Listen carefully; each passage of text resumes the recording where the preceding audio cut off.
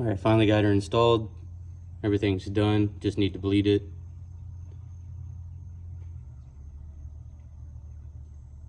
I got my pressure line running beside the brake control module. I think that's what it is. And I got it up underneath right here, the radiator. There's a nice little gap, so I ran it right there. Get it up underneath and I'll get you a better view. So that's the the pressure line, again, between the radiator and the core support, the lower core support. Got it running right there, up along, right there. I zip tied the return line and the pressure line together. They don't move. They're away from the belt and the pulleys. Then you're running along. It goes up under the oil drain and back around to the steering rack adapter. Those are a pain to tighten and to install, but if you have another set of hands, this radiator hose, this lower radiator hose, it sits right on top of them. I wouldn't say right on top of them, but enough to where you can't get your fingers. What I had to do was push up on this one with my left hand.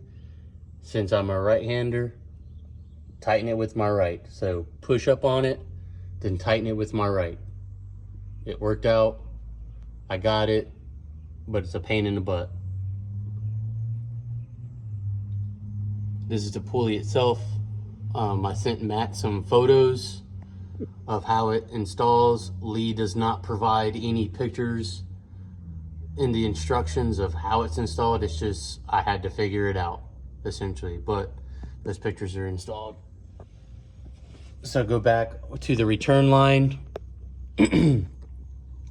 This is the filter right here, and I am directly underneath. That's forward. The return line in, and then out to the reservoir. Go back out. The reservoir, 3 holes, 2, 3 to mount the bracket.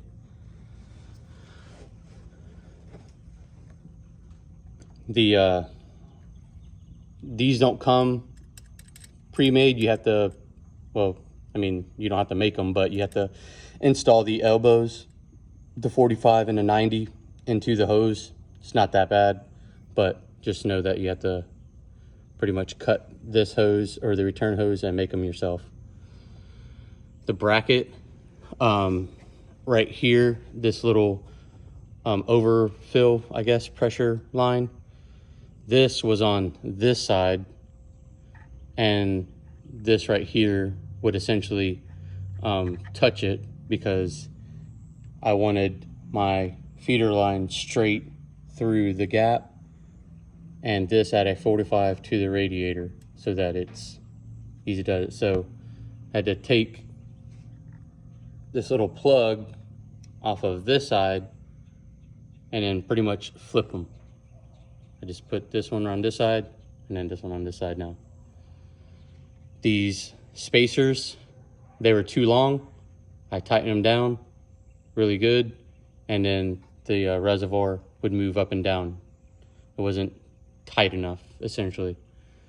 So I took them off, put them on a belt sander, and not even an eighth of an, or I'd say about an eighth of an inch that I took off, so that it tightens it down really good, and now it doesn't move anywhere.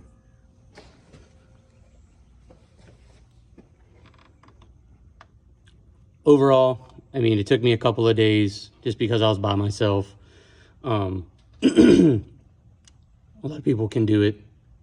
This is the first time I'm working on this truck in depth like this, minus the suspension work that I've done to it. But other than that, I'm excited to see what it's all about. Matt from TSP really did me a solid and getting me and answering the questions that I needed. So shout out to him.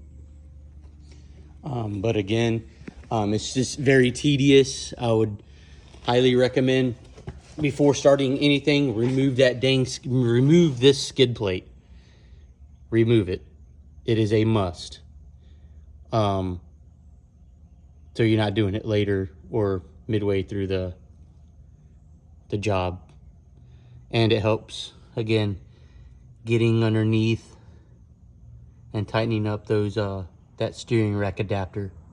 Just go ahead and remove it, and that oil drain. But yeah, that's it. Again, there's pictures that I've sent Matt. They'll have pictures of how the bracket's installed and everything. Oh yeah, shout out to Flying Tigers.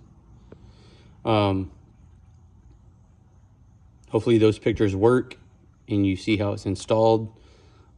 And just get your lines right, get your lines angled right, especially whenever you're tightening down the head of the hose.